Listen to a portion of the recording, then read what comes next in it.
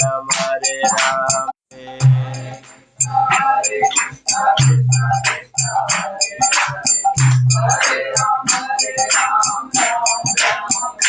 जय प्रभुपद प्रभुपद प्रभुपद श्रील प्रभुपद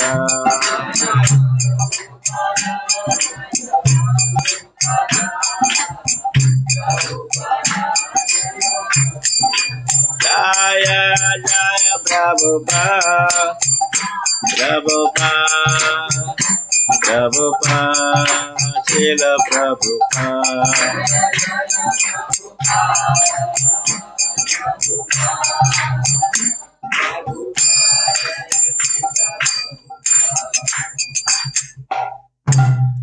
श्री राधा माधव की जय। श्री श्री राधा मदन गोपाल की जय। ग्रंथराज श्रीमद् भागवत महापुराण की जय। श्रील प्रभुपाद की जय। सामवेद भागवत वृंद की जय। गौर प्रेमानंदे। ओम नमो भगवते वासुदेवाय।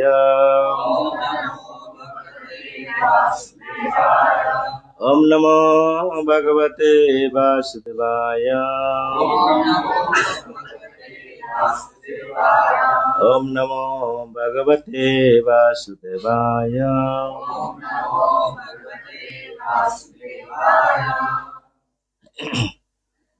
So this morning, आज का सुबह हम लोग श्रीमद् भागवतम की तीसरे कैंटो अध्याय 13 चैप्टर 13 अपीयरेंस ऑफ लॉर्ड बराह। श्री बराह भगवान की आविर्भाव है।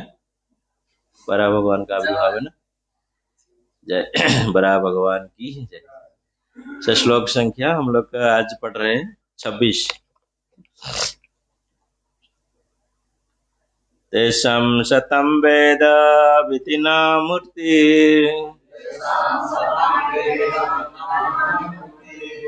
ब्रह्मा बद्यार्यात्मा गुणानुवादम्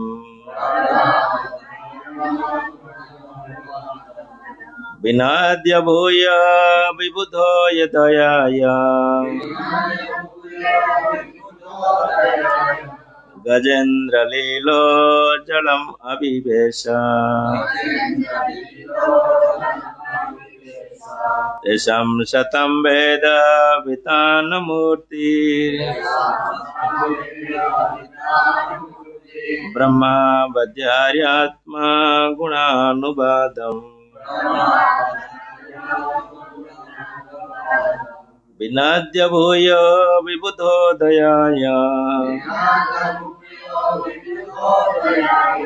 गजेन्द्र लीलो जलम अभिवेश।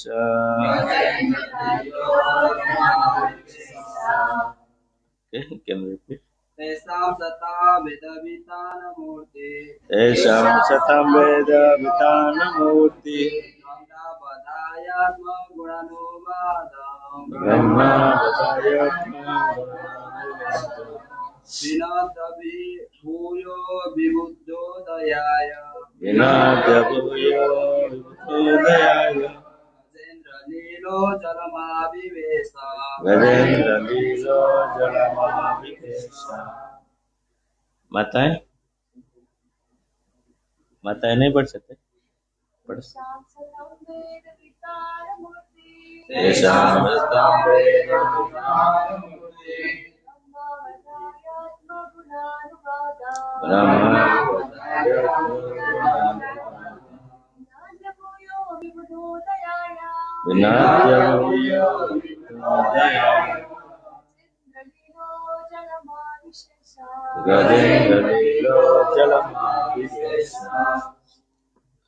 हिंदी वाला नहीं क्या? इंग्लिश समझ सकते हैं ना? तेषां of them Satam of the general devotees, Veda all knowledge, Vitana Murti the form of expansion, Brahma Vedic sound, Abadharya knowing it well, Atma of himself, Gunanubadam, transcendental glorification, Vinadya, resounding, Vayaya, again, Vibudha, of the transcendentally learned,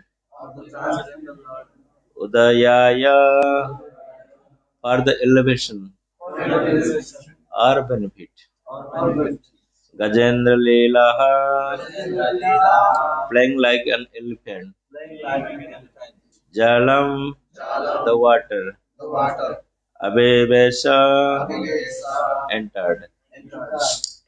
Translation and purport, High Divine Grace Prabhupada ki.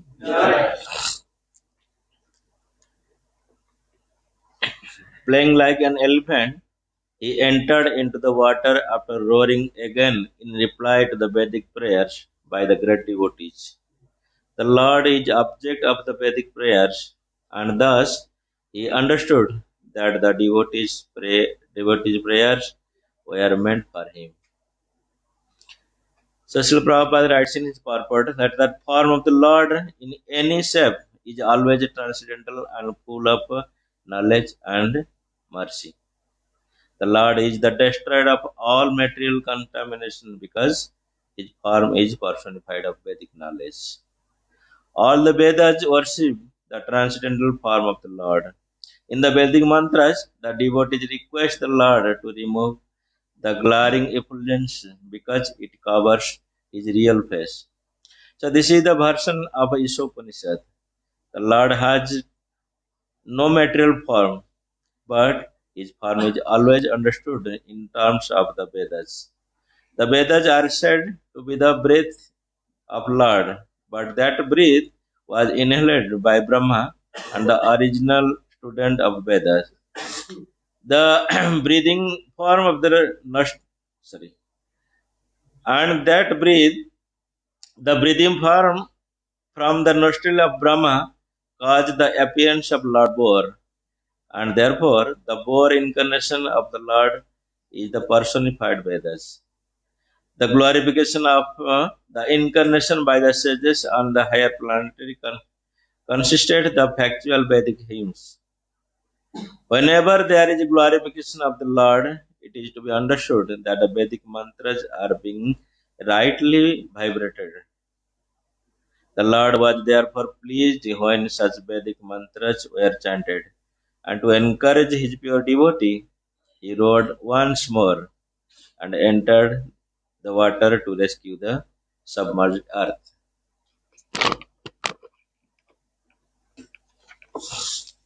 ओम ज्ञानतिमिरान्धस्य ज्ञानाञ्जनशलाकया चक्षुरुन्मीलितं येन तस्मै श्रीगुरवे नमः। श्रीचैतन्यमनोभीष्टं स्थापितं येन भूतले स्वयं रूपं कदा मह्यं ददाति स्वपदान्तिकं। नमो विष्णुपदाय कृष्णप्रेष्ठाय भूतले श्रीमते भक्तिवेदान्तस्वामिनिति नाम। नमस्ते सारस्वते देवे गौरवाणी प्रचारिणे निर्विशेष शून्यवादी पाश्चात्य देशतारिणे वाञ्छकल्पतरुभ्यश्च कृपा सिन्धुभ्यश्च पतितानां पावनेभ्यो वैष्णवेभ्यो नमो नमः। जय श्री कृष्ण चैतन्य प्रभु नित्यानंद श्री अद्वैत गदाधर शिवासादि गौर भक्तवृंद। हरे कृष्णा कृष्ण कृष्ण हरे हरे, हरे राम राम राम हरे हरे कृष्णा। सो इंग्लिश में बोले हिंदी में हिंदी सब समझ सकते हैं ना? अच्छा, यहाँ हिंदी का एक किताब रखना चाहिए। हरे कृष्ण। बहुत बहुत धन्यवाद आप सबको। सुबह प्रातः में श्रीमद् भागवत कक्षा में आए हुए सारे भक्त, विशेष आपका आभार है हम कि आपका संग में ये भागवत श्रवण करने का और मनन चिंतन करने का ये अवसर आप प्राप्त कराए हमको, इसलिए बहुत बहुत आभारी आप सबके। तो यहाँ ये मैत्र जी को विदुर जी प्रश्न कर रहे थे कि ब्रह्मा जी के जो पुत्र हुए स्वयंभुव मनु और शत्रुपा, जो प्रथम महिला और पुरुष इस सृष्टि के, जब वो दोनों प्रकट हुए तो स्वयंभू मनु इतने अपने पिता के अब आदेश को पालन कर रहे थे, तो उन्होंने आग्रह किया कि हे पिताजी, जब हम प्रकट हुए तो हमारा क्या कर्तव्य है।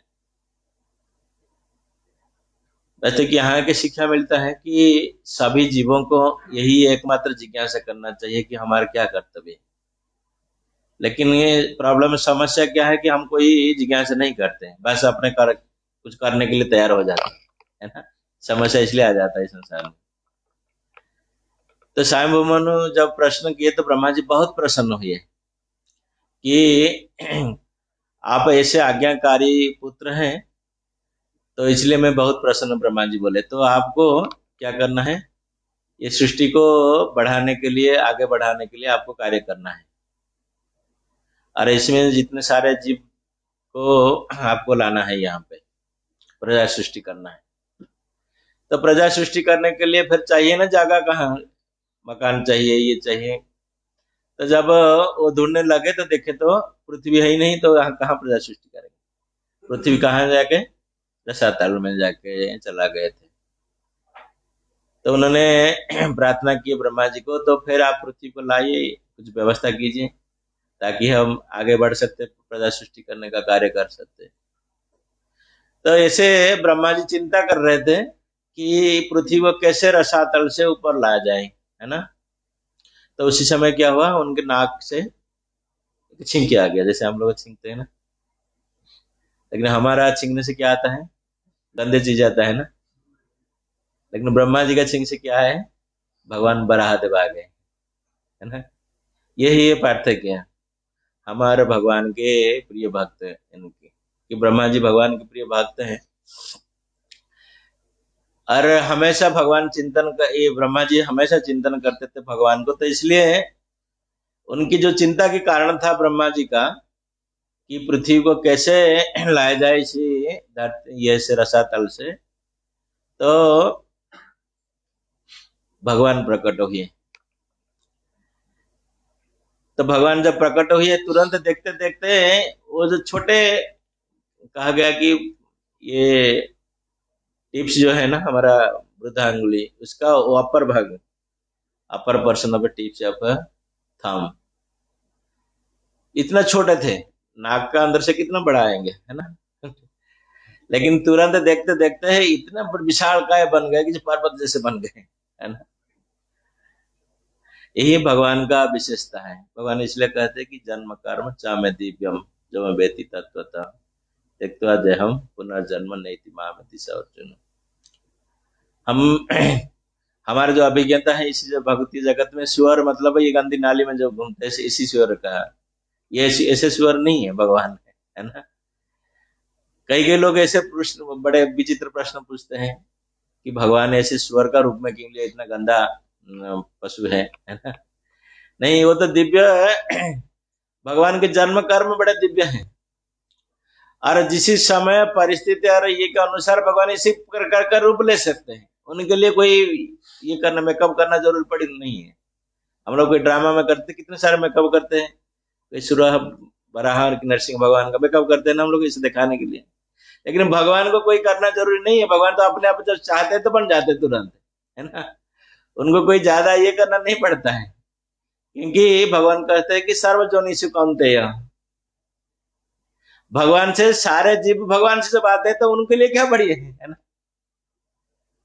कोई जीव का रूप धारण करना उनके लिए कोई बड़ी बात नहीं है, क्योंकि सारे जीव तो वो नीचे ही आते हैं ना, और उनके आटे ही रहते हैं जब सृष्टि ये हो जाते हैं। तो उनको कोई सारे जीव को ये करना, रूप धारणा कोई बड़ी कठिनाई नहीं है।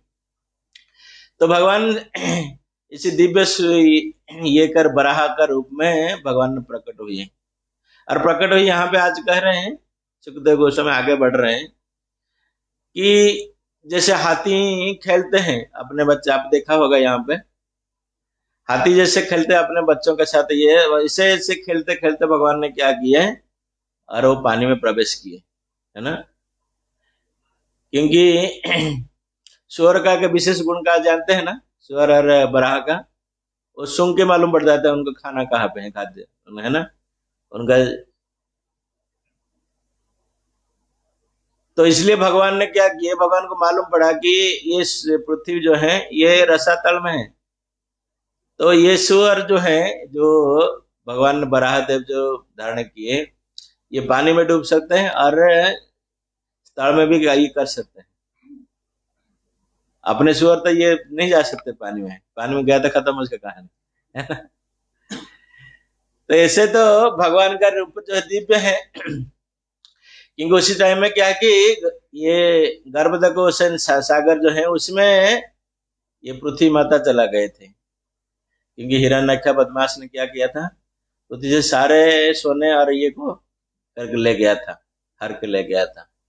तो इसलिए पृथ्वी माता क्या कहे थे, और उनको जो के छुपा के रखा था वो बदमाश ने लेके। तो इसलिए भगवान ने क्या किया, ऐसे प्रकट हुए, ऐसे दिव्य रूप में प्रकट हुए। इसलिए प्रभुपाद अपने तात्पर्य में कहते हैं कि हमारे लिए ये हमेशा विशेषता रहना चाहिए कि भगवान चाहे किसी भी रूप में प्रकट हो, वो हमेशा दिव्य है, और भगवान का जो क्रियाकलाप है, कार्य है, वो हमेशा दिव्य है। हम लोग अपने छोटे दिमाग से कभी विचार नहीं करना चाहिए ऐसे ठीक है ये गलत है, ऐसे कभी भी चिंतन नहीं करना चाहिए। और जब हम लोग इसी प्रकार का द्वंद्व में रहेंगे, भगवान कहते हैं कि द्वंद्व आत्मा विनश्यति, द्वंद्व रहेगा मन में कि ऐसे हो सकता है, ये हो सकता है, वो ऐसे भगवान क्यों ऐसा रूप है, ऐसे कभी कभी बड़ा अजब से ये आ जाता है। तो इसलिए वो द्वंद्व ये नहीं करना चाहिए मन में। और भगवान का रूप गुण और गुण लीला ये सब दिव्य होगा, हमको कैसे मालूम पड़ेगा।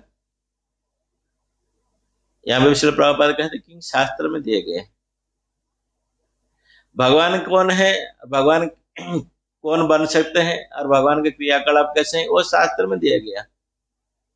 दूसरे दूसरे जो आजकल भगवान जो आ रहे हैं, कितने सारे ये पढ़ रहे हैं, तो उनके बारे में कहाँ लिखा है कोई शास्त्र में। अब ब्रह्मा किसके लिए तपस्या किए, तो बताइए आजकल जो भगवान आ रहे हैं, है ना। ये बराहदेव जी आने के लिए ये ब्रह्मा जी इतना ये किए, और उनको स्वयंभू मनु ने जिज्ञासा की है कि ऐसी समस्या, आजकल कुछ समस्या पड़ रही है, कौन से जाके प्रार्थना कर रहे हैं भगवान को आने के लिए। कोई ब्रह्मा जाके प्रार्थना कर रहे भगवान आप आइए, ये जो आ गए आजकल भगवान, उनको प्रार्थना किए थे भगवान ब्रह्मा जी, है ना। तो इसलिए हमको ये देखना चाहिए हमेशा कि शास्त्र में किसको भगवान दिए गए, चाहे वो किसी के रूप में क्यों ना आए, है ना। शास्त्र में दिए गए उनके बारे में, इसलिए उनको मानना चाहिए भगवान करके, और इनकी क्रियाकलाप को दिव्य रूप में मानना चाहिए। और दिव्य रूप में नहीं मानने से क्या होगा, हमको इस संसार में बार बार आना पड़ेगा। जब हम दिव्य रूप में नहीं जानेंगे भगवान का, हम सोचेंगे कि नहीं हम जैसे तो साधारण व्यक्ति हैं, साधारण सुअर जैसे हैं, ऐसे जब सोचेंगे तो क्या होगा, हम लोग को बार बार इस संसार में आना पड़ेगा। और वही चीज जो भगवान का लीला है उसको दिव्य समझेंगे तो क्या होगा, देखते हम पुनर्जन्म नेति मामेति सर्वजन। देखिए कितना फर्क है दोनों में, है ना। भगवान का रूप लीला गुण को हम लोग दिव्य रूप में नहीं समझेंगे तो हमको बार बार इस संसार में आना पड़ेगा। लेकिन उसी चीज को हम लोग दिव्य रूप में समझेंगे तो फिर यहाँ से निकल जाएंगे हम लोग, देखते हम पुनर्जन्म नहीं थी, भगवान का नहीं होगा, पुनर्जन्म में बार जन्म बार इस संसार में नहीं आना पड़ेगा। ये भगवान का विशेषता है। तो फिर दूसरे प्रश्न आ सकता है, भगवान का लीला गुण ये सब दिव्य रूप हम कैसे समझेंगे, है ना। हम तो देख रहे हैं, हमारा आंखें के तो से दिख रहा है ना, कई कहते हैं। तो पहले समझना चाहिए कि हमारा आंखें जो दिख रहा है वो सही है कि गलत है ना। कि हम बड़े गर्व करते हैं कि हमारे आंखें दिखाए हैं, आंखें दिखाए हुआ चीज को विश्वास करना चाहिए। अरे हमारा आंखें का वैल्यू क्या है आप पूछिए तो, है ना। थोड़ा सा अपना आंखें ये चश्मा खोल देते फिर दिख नहीं देता है ठीक से, है ना। थोड़ा ये दिख रहा है, और थोड़ा दूर में होगा तो आधा किलोमीटर से नहीं देख सकते हम लोग ना, वो तो दूर की बात है, हमारे पीछे क्या रहा वो नहीं जान सकते। आंखें के लिए हम इतना गर्व कर रहे हैं। तो इसलिए हमारा आंखें देखा जो चीजें है उसको विश्वास नहीं करना चाहिए, और उस पर इतना भरोसा नहीं करना चाहिए। तो कैसे फिर भरोसा करेंगे, शास्त्र चक्षुष, शास्त्र रूपक चक्षु को उसको भी विश्वास करना चाहिए। शास्त्र में दो दिए गए हैं उसको विश्वास करना चाहिए। और शास्त्र को कैसे विश्वास करेंगे, हम लोग कह सकते हैं यार ये तो पेपर में प्रिंट कर दिया, मशीन में टाइप कर दिया, इसमें आ गया, कोई कह सकता है ना। ऐसे भी कोई युक्ति कर, युक्ति करने वाले तो बहुत है आजकल, ऐसे भी युक्ति करते हैं। ये तो आप लोग को छाप लेना इस्कॉन वाले किताब, है ना। अरे ऐसे छपा नहीं हुआ, ये तुम्हारा मुद्रण जो आजकल प्रेस प्रिंटिंग प्रेस में, शायद उसको यूटिलाइज किया गया, उसका व्यवहार करा किया गया, लेकिन इसमें जो दिए गए जो चीज वो ऐसे नहीं, ये सामान्य गुरु परंपरा से आता है, इसलिए प्रमाणिक है। ये कोई साधारण ग्रंथ नहीं है इस संसार में जैसे छाप लेते हैं कोई ये करके, अपने पैसा हुआ प्रिंट में प्रेस में जाकर प्रिंट कर दिया, ऐसे नहीं है। ये प्रामाणिक गुरु परंपरा में प्राप्त हुआ ज्ञान है, इसलिए ये प्रामाणिक है। दूसरे ग्रंथ से इसका फर्क यही है। दूसरे ग्रंथ हम लोग जो संसार में देखते हैं उससे यही तो पार्थक्य है कि वो प्रामाणिक नहीं है और ये प्रामाणिक है, यही पार्थक्य है। तो इसलिए जब हम प्रामाणिक ग्रंथ और शास्त्र पढ़ेंगे, प्रामाणिक व्यक्ति से उसको श्रवण करेंगे, तब जाके हमको ज्ञान होगा कि जन्म कर्म च में दिव्य भगवान का। नहीं तो हम लोग अपने दिमाग से सोचेंगे तो कभी समझ नहीं पाएंगे। हमारा इतना छोटा दिमाग है, कहाँ उसमें समझेंगे बताइए तो, है ना। हम अपने शरीर में क्या है वो नहीं समझ पाते हैं। शरीर का अंदर क्या होता है आपको मालूम है? खाना खा लेते वो डाइजेशन हो कैसे आ जाता है आपको थोड़ी मालूम है। उसमें ब्लड बन जाते हैं, आपका तंग ये ताकत बढ़ जाते हैं। थोड़ा बहुत कोई गड़बड़ हो जाता है तो फिर बीमारी बढ़ जाते हैं आदमी।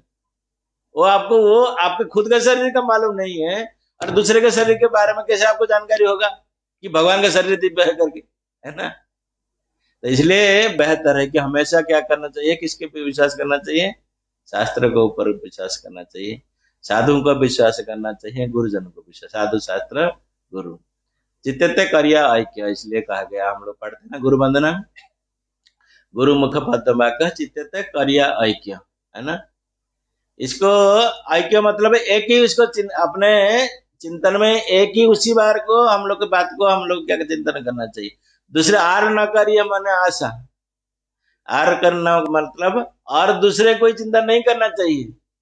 दूसरे चिंता करने से क्या होगा, फिर हम लोग रास्ते से भटक जाएंगे। जैसे हम लोग कोई रास्ता में जा रहे हैं, 4 रास्ता आ जाते हैं, तो वहां खड़ा होकर हम लोग जानते नहीं है कहाँ से जाना है ना।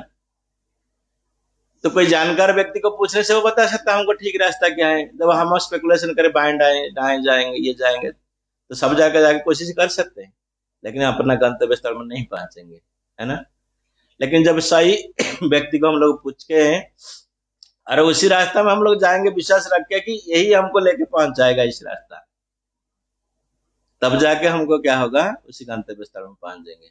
जैसे आप लोग बस में जाते हैं यहाँ से इंडिया जाने के लिए कि आपको कहीं जाने के लिए, आपको तो इतना भरोसा है ना वो ड्राइवर लेकर हमको पहुंच जाएगा, नहीं तो बस में नहीं उठेंगे आप लोगों पे, इतना भरोसा नहीं होगा तो, है ना। तो इसी पर हम इसी तरीका से हमको शास्त्र का ऊपर और गुरुजन का बात का ऊपर इतना विश्वास करना चाहिए और दूसरे कोई चिंता नहीं करना, तब ताकि जाके हम लोग ये विश्वास कर मन में दृढ़ता आ सकता है कि नहीं, शास्त्र में जो दिया गया भगवान का जन्म कर्म चामे दिव्य, तो इसलिए इसको प्रभुपाद समझाते हैं। और दूसरी चीज प्रभुपाद यहाँ क्या कहते हैं कि भगवान बड़े प्रसन्न होते जब उनका गुणगान हो। तो कोई कहेगा अरे वो बड़ा घमंडी व्यक्ति है ना गुणगान करने से प्रसन्न होते हैं, अरे उनका कोई गुणगान नहीं करेगा उसको प्रसन्न नहीं होंगे। नहीं, कल हम लोग चर्चा के गुणगान नहीं करने से भी कोई उनका कोई ये नहीं है।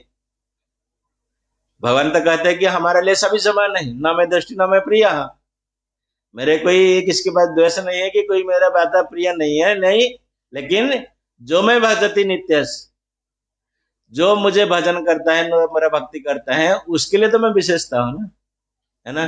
तो यही बात है भगवान इसलिए प्रसन्न होते हैं कि जब हम भगवान का गुणगान करेंगे, उनका चिंतन करेंगे, उनकी याद करेंगे तो वो प्रसन्न होते हैं।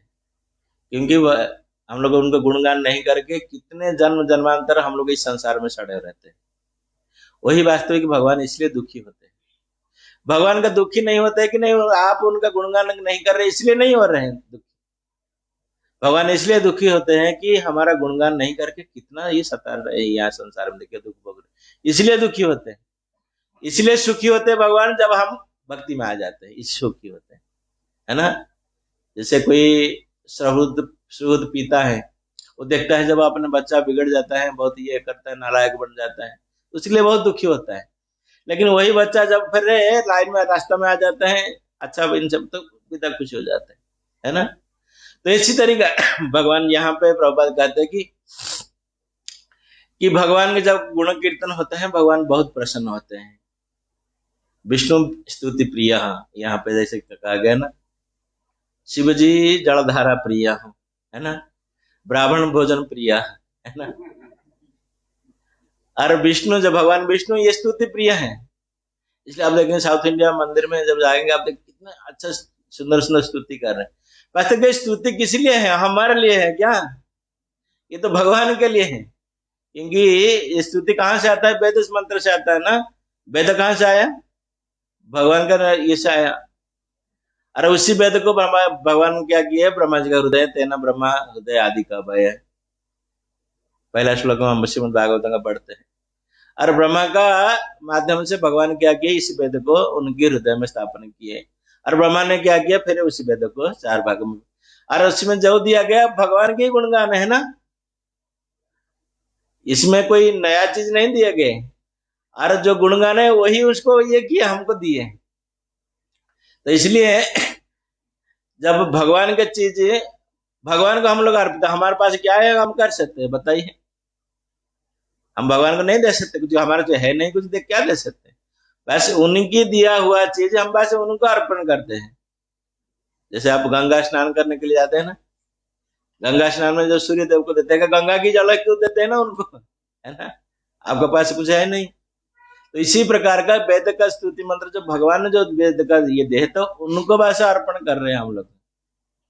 तो इसलिए यहाँ प्रभुपाद जी कहते हैं कि whenever there is a glorification, जबकि भगवान का गुण कीर्तन जब होता है तो वहां पे भगवान वहीं पे उपस्थित हो जाते हैं। भगवान कहते मत भक्त जत्र गायति तत्र तिष्ठामि नारद, ना हम तिष्ठामि वैकुंठे ना जोगी न हृदय। भगवान कहते ना मैं वैकुंठपुर में नहीं, अरे वैकुंठ आपका जगह है ना, आप कैसे नहीं है वहां पे? भगवान कहते नहीं, मैं वहां नहीं रहता हूँ। और जोगी लोग आपको ध्यान करते हैं परमात्मा रूप में, आप उनको भी ये करते नहीं, वहां पे मैं नहीं रहता हूँ। तो फिर कहाँ रहते हैं? मद भक्त जत्र गायति तत्र तिष्ठामि नारद। भगवान कह रहे कि मेरे भक्त मेरे जहां गुणगान करता मैं वही उपस्थित हो जाता हूँ। यहाँ पे इसलिए प्रभुपाद कहते हैं। तो इसलिए ब्रह्मा जी जैसे परम भक्त हैं, भगवान का चिंतन किए तो भगवान तुरंत प्रकट हो गए। और भगवान जैसे प्रकट हुए तो तुरंत अपने काया विस्तार किए, तो सारे देवता लोग उनको सबको मालूम ज्ञान हो गया कि भगवान ही साक्षात प्रकट हुए। उसकी पहले से जबकि चर्चा कर रहे थे वो लोग, ये कौन हो सकते हैं, ये हो सकते हैं, साक्षात परमेश्वर भगवान हो सकते हैं क्या? भगवान को मालूम पड़ गया कि वो लोग मेरे बारे में चिंता कर रहे, मैं कौन हूं। तो उनको ये करने के लिए, प्रसन्न करने के लिए, और उनको शाबाश देने के नहीं, आप जो लोग जो विचार कर रहे हैं वही मैं हूँ, वास्तविक वही भगवान। तो उसको रेसिप्रोकेशन करने के लिए भगवान ऐसा है कि हमारा इसको रेसिप्रोकेशन करते हैं। ऐसा नहीं है कि निराकार निर्विशेष ब्रह्म है। भगवान कहते जय जथामाम प्रपंचन्ति तेन तथा मुझ बजामि। मेरे को आप जिस प्रकार का चिंतन करेंगे तो मैं इसी प्रकार का आपको रेसिप्रोकेशन करूंगा आपके साथ। तो भगवान कोई निराकार नहीं है जो बड़े विचित्र विचित्र ये करते हैं कि निराकार निर्विशेष ब्रह्म। निराकार कहाँ हो सकते? निराकार से आप बात कर सकते हैं क्या? निराकार को खाना खिला सकते हैं? निराकार को कपड़े पहना सकते हैं आप, है ना? तो उसी निराकार का बच्चे कैसे हुए? आप खुद कपड़े पहन रहे हैं, आपके पिताजी वो नहीं पहन रहे हैं क्या? पिताजी का निराकार है, बोलेंगे कि निराकार निर्विशेष ब्रह्म है। हमारा पिताजी थोड़ी निराकार है। तो भगवान हमारा पिता परम पिता है ना, पिता महर्षि दाता जगत भगवान कह रहे खुद भगवत गीता में, जो भगवान कह रहे को खुद पिता है, वो कैसे निराकार बन सकते हैं जब हमारा खुद का आकार है? निराकार से आकार प्रकट हो सकता है थोड़ी, है ना? आकार से आकार प्रकट होगा ना। तो कितने देखिए भ्रांत धारणा है। क्योंकि वो भ्रांत धारणा क्यों है? क्योंकि वो सही परंपरा से ज्ञान प्राप्त नहीं होते। इसलिए यहाँ पे इसलिए भगवान कह रहे कि हम लोग को भगवान का जन्म कर्म को जब दिव्य रूप में समझेंगे तो इसी प्रकार का हमारा कोई संशय नहीं आएगा, संदेह नहीं आएगा। तो फिर क्या होगा? हमारा तो शरीर छोड़ने को जब इस प्रकार संदेह नहीं आएगा जीवन में भगवान के बारे में, तो फिर उसी भगवान का चिंतन करते करते करते करते ये ये संसार से हम लोग विदा लेंगे और फिर दोबारा नहीं आना है। तो फिर कहे कैसे कहाँ जाएंगे हम लोग, गायब हो जाएंगे क्या? है ना? नहीं, वो इस जगह में भगवान लेके जाते हैं, जद गत्वा न निवर्तन्ते तद धाम परम मम, इसी जगह को लेके जाते हैं जहां जाने से वापस नहीं आता है। वन वे टिकट है वहां पे, तो आने जाने का रिटर्न टिकट नहीं है वहां से, है ना? यहाँ जब जाते हैं आप वो रिटर्न टिकट करके आते हैं ना, लेकिन वहां जाने से और नहीं आएगा वापस, जाके वहां पे हमेशा नित्य निरंतर भगवान की सेवा में लगते रहेंगे। हरे कृष्ण। बहुत बहुत धन्यवाद। कोई प्रश्न है तो पूछ सकते हैं, ज्यादातर टाइम नहीं लिया आपका। हरे कृष्ण।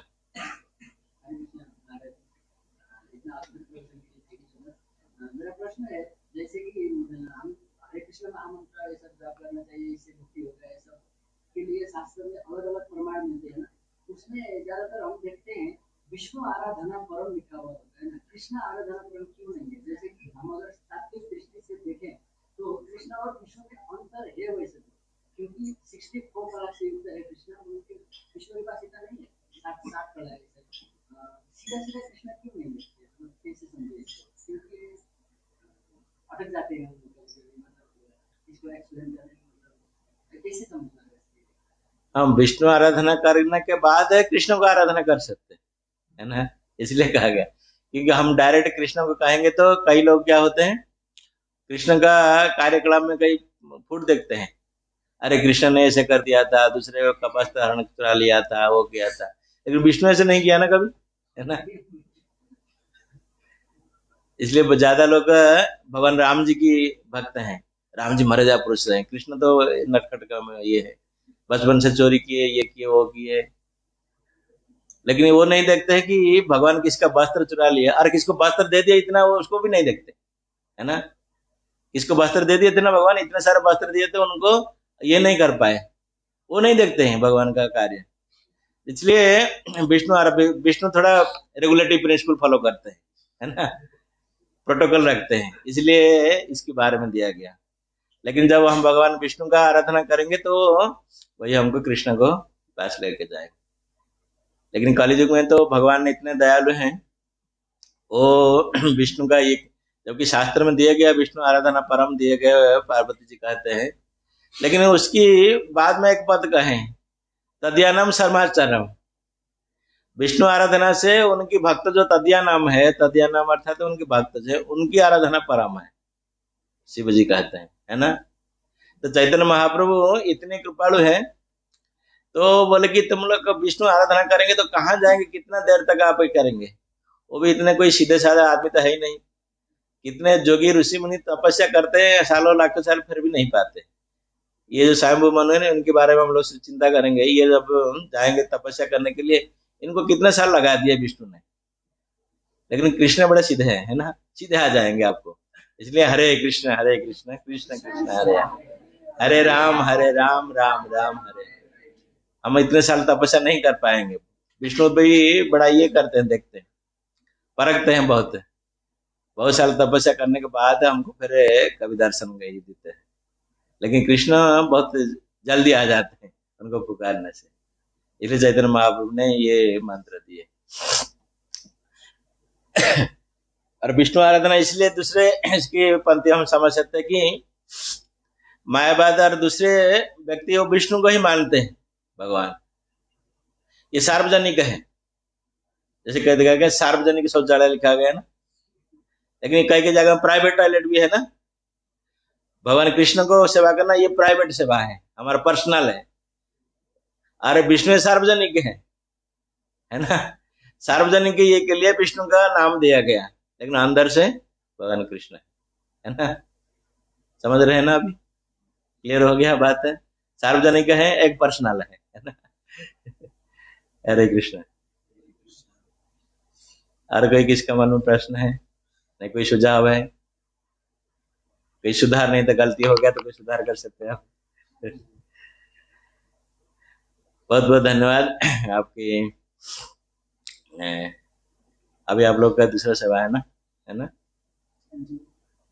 ठीक है, बहुत बहुत धन्यवाद आपके संघ के लिए, और आपके संघ में ये सुबह श्रीमद् भागवतम श्रवण मनन करने का अवसर दिया, इसलिए बहुत बहुत धन्यवाद आप सबको। ग्रंथराज श्रीमद् भागवतम की, कृष्ण प्रभुपाद की, सामवेद भक्त वृंद की, जय गौर प्रेमानंदे, हरे कृष्णा। परम पूज्य श्री श्रीमद्